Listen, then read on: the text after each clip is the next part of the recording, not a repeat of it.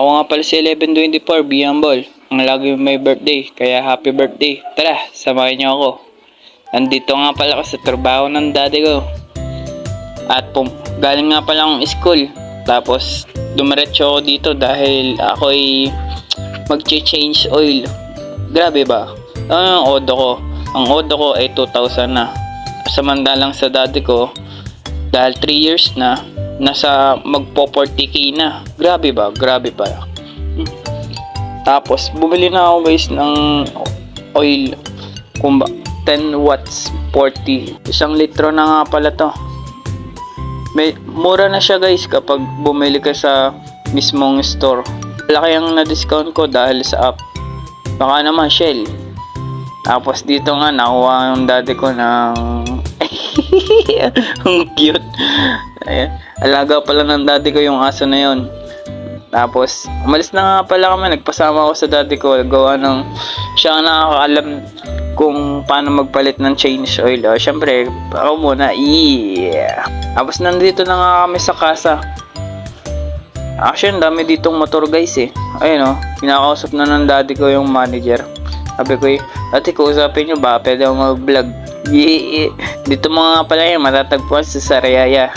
Yeah. Tapos, sabi ko, dito nga pala guys, dahil may warranty yung akin, libre lang yung pagpapachange oil ko.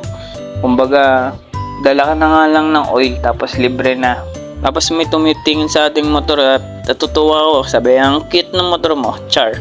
Tapos tinignan ko nga pala yung presyo ng motor ko ngayon, oh. Naglalaro sa 66. Syempre, akala mo naman dun naghihinto. Syempre, may mga tax yan. Tapos, nandito mga low CC guys. Tapos, naipasok na yun sa daddy ko. Sagot ko na rin ng oil ng daddy ko. Kasi yung kanya, palit na din eh. So, sinagot ko na. At ito, pinapalta na guys, ang itim guys. Halos ang itim. Grabe ba? Parang sing itim ng it. So, kung makikita nyo, akin na yung nilalagyan guys. Ang itim din guys.